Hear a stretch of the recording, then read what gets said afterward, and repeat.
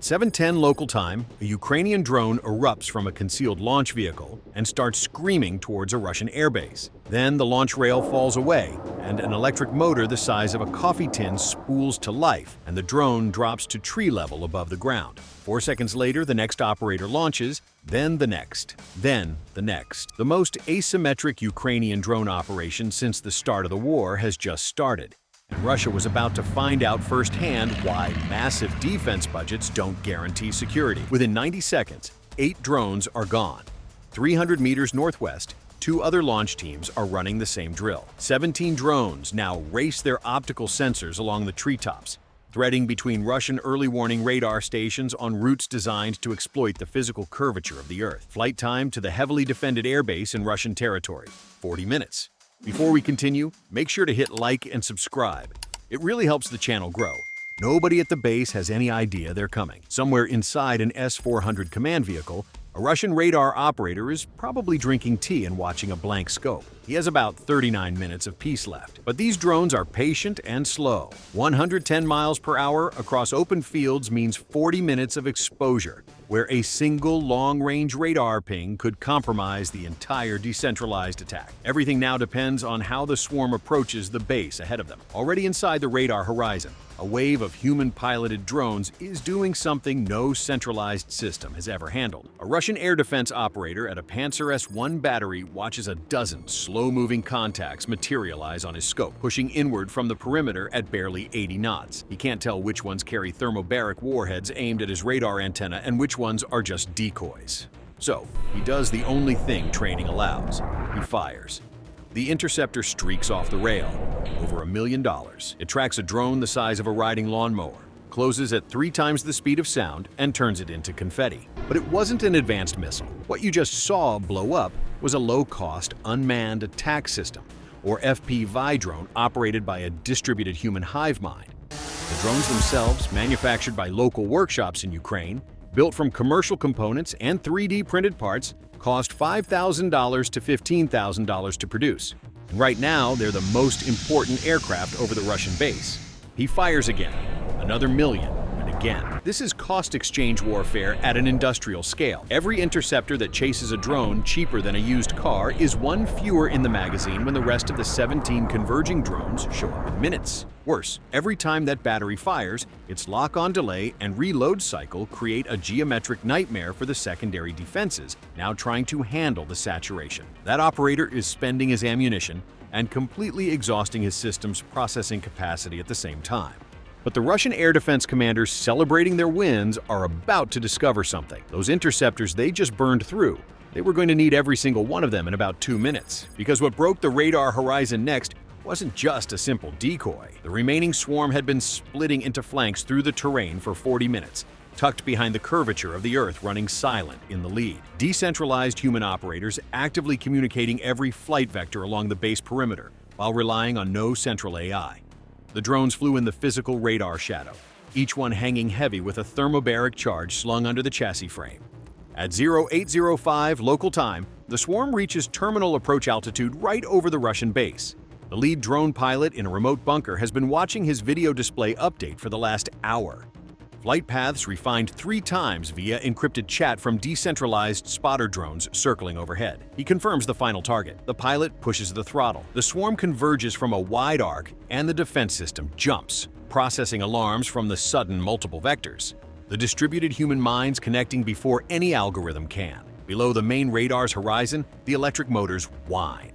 The swarm punches through the base perimeter in seconds, trailing a multi-vector nightmare that the Russian commander can see expanding on his tracking screens as the drones close in on a wide arc toward the bunkers. The remaining drones converge within seconds of each other. 17 threats now accelerating beyond anything Russia can intercept at this phase of flight, arcing inward. A traditional missile from a launcher needs high altitude to reach the base. These drones need mere feet. That physical limitation is the entire ballgame. High altitude gives Russian radar operators time to detect, track, let algorithms process, and fire. Tree-level altitude gives them time to watch the impact on their own security cameras. Depleted interceptor missiles will tumble into fields across the Russian base. OSINT analysts will photograph them within hours. But right now, 17 warheads are converging on critical infrastructure. The drones are 10 seconds from the flight line, and the air defense batteries the initial flank has been emptying all morning are running out of missiles to shoot. At 0810, everything arrives at once. The flanking drones hit first, thermobaric warheads arriving with functionally zero reaction time. The primary S-400 radar installation on the tarmac takes multiple direct hits. A commercial satellite passing overhead captures the aftermath. Several multi-million-dollar radars inside the perimeter reduced to broken scrap, smoke columns punching through the morning air. Within seconds, the converging drones crossed the flight line carrying shaped charges and thermobaric payloads. This is where the decentralized human pilot network earns every bit of its operational advantage. The pilot rolling in on the command bunker does not rely on rigid algorithms, centralized processing, and automated threat displays. The human hive mind merges everything: individual pilot intuition, real-time chat data from every operator in the network, and live video into one coordinated effort. He anticipates every Russian cannon still operating within 200 meters, every fellow pilot's attack vector. The visual layout of 3 fuel depots he's about to put a charge through. One swarm, one objective. Like navigating a maze where every blind spot, turret angle, and trap is instantly communicated across a network of separate mines. Russia spent decades building an integrated air defense network. The $10,000 drones turned it into a highlight reel. He rolls the drone onto its side at 50 feet, pulls the nose down toward the hardened bunker compound, and accelerates his thermobaric payload. The drone is only a few pounds, a fraction the size of a standard missile, but its agile rotors and manual control let it weave over the final meters to the target point. The drone punches through the bunker's ventilation shaft and detonates on a contact inside the structure, the level where critical command servers live. Across the base, the pattern repeats. The secondary radar arrays, the aviation fuel storage tanks, the hardened aircraft shelters. Each one selected because it cannot be rebuilt quickly, relocated, or replaced from backup systems. The swarm is not hitting random concrete structures. They're severing the logistical nervous system that connects the Russian airbase to its frontline bombers, its defense coordination, and its operational capacity. But every minute the Pantsir cannons spend firing blindly, their ammunition ticks down and their vulnerability grows. And from the edge of the perimeter, the swarm's most capable human pilots, the ones the Russian radars haven't seen yet, are targeting every one of them. 700 meters south of the smoke over the bunkers, the final wave of drones finally reached the tarmac. The first charge hits the primary aviation fuel depot at 0812 hours local time. The storage tank folds inward. Fuel reserves behind it catch, and a column of black smoke punches straight up through the morning humidity. 4 seconds later, another human-piloted drone from the decentralized Ukrainian network forward deployed near the border rolls in from the north at 100 feet and 60 degrees of dive angle. The drone pilot in the remote bunker has been staring at this target for the last 40 minutes on his encrypted video display. A fortified revetment on the flight line with a reinforced wall designed to protect the Su-35 fighter jets inside. These are the jets that Russia built to dominate the airspace. $50 million machines armed with long-range missiles and advanced radars designed to sprint out in pairs and overwhelm Ukrainian defenses with sheer technology. Nobody's sprinting anywhere today. He designates the revetment, confirms the visual lock, pushes the stick forward. The drone dives toward the parked aircraft. The pilot's hands adjust. 4 rotor blades shifting 10 times per second, steering a shaped thermobaric charge toward an airframe that was built to withstand high G maneuvers. Not a weapon that hits from the blind spot of a radar horizon. 3 seconds of terminal dive. The drone punches right through the open hangar doors and detonates inside the revetment. The thermobaric overpressure has nowhere to go. The jet fuel ignites. The blast wave caves the Su-35 in on itself like a fist closing. The pilot is already switching screens, pulling his headset down when the spotter drone confirms the hit on the Overwatch footage. Below the smoke, the Russian runway sits blocked and quiet. Russia spent years touting its air superiority and impenetrable defense bubbles. The jets that were supposed to guarantee it are burning inside collapsed revetments on the tarmac, and the swarm is far from being done with the base today.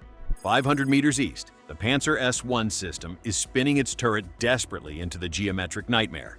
On its display, the automated tracking system from the primary radar tries to lock onto a swarm that is too close and too low. The Russian gunner slams his fist on the console and switches to manual. The autocannons roar and the tracers fire, thousands of rounds per minute in under 3 seconds. The recoil shakes the vehicle chassis hard enough to test the mounting bolts. The 30mm cannons are aiming at empty air, the drone's unpredictable flight paths creating an impossible mathematical equation. Drones hit the radar and fuel storage seconds ago. The aviation fuel reserves are throwing a column of black smoke, visible miles away on the spotter's optical feed. But the ammunition bunkers are still standing, and an intact munitions stockpile can supply the frontline bombers capable of leveling Ukrainian cities. That cannot happen. The lead drone dives in on the bunker doors with a shaped charge. Another pilot from the decentralized network follows 3 seconds later and puts a thermobaric payload right into the breached opening. If you can't protect your ammunition, load it or use it to launch sorties. A $50 million fighter jet might as well be an expensive lawn ornament. A third drone targets the secondary Pantsir system on the perimeter berm, the cannon that could threaten the final wave of the swarm. One direct hit to the radar later, and the battery ceases to exist. Home to Russia's advanced bombers and the regional air defense headquarters, the base still has fighter jets scrambled and rushing back as insurance against the attack. They arrive too late. But 500 meters north, the remaining drones over the tarmac are running low on battery, and the final automated defense system on the perimeter is now coming alive. Minutes into the operation, the weapon Russia was counting on finally gives itself away. After Ukraine bypassed virtually all of the base's outer perimeter sensors, Russian engineers did something entirely predictable. They fell back on their most expensive system. What the planners knew was the S-400 long-range radar, roughly a 400-kilometer engagement range, the pride of Russian air defense engineering. They positioned it on an elevated platform, guarding the southern approach the swarm had circumvented.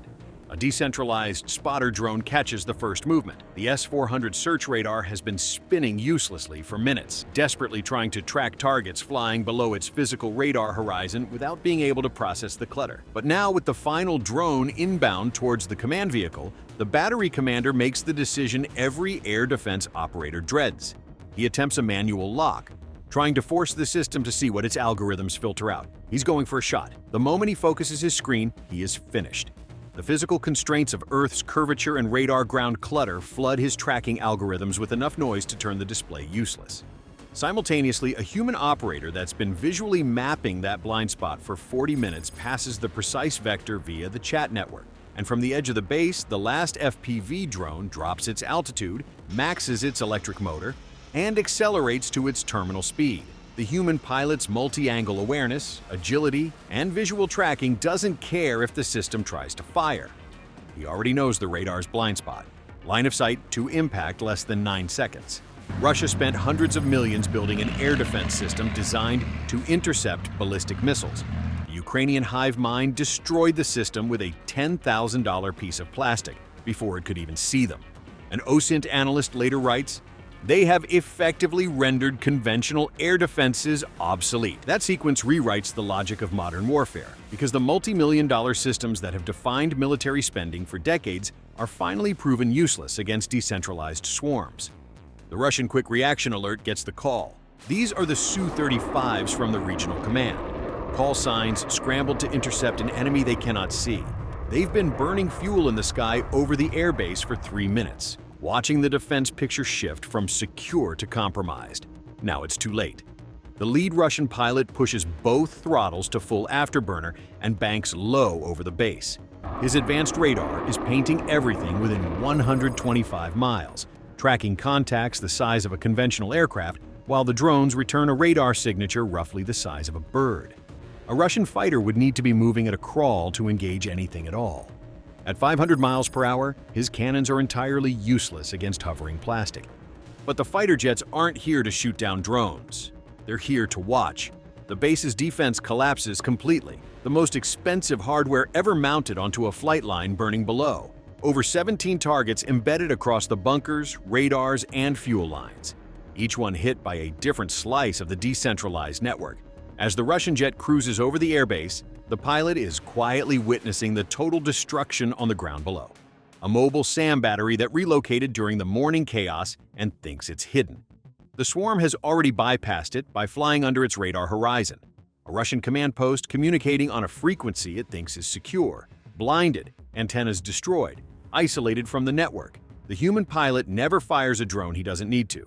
Every multi-vector attack the swarm executes makes the defense's job impossible. The Russian Air Force, maybe 40 operational Su-35s, a handful of surviving interceptors, and some aging bombers that were supposed to dominate the region, arrives to a burning runway. Terrible timing. The final swarm of drones, loaded with specialized thermobaric charges, has fanned out across the flight line hunting critical vulnerabilities, and the heavy infrastructure that fuels, arms, and launches bombers capable of leveling Ukrainian cities. The math is brutal. A Russian defense system has a lock-on time, a launch delay, a flight time, and a reload cycle that takes seconds. But when the swarm splits into flanks and converges from a wide arc, they create a geometric nightmare.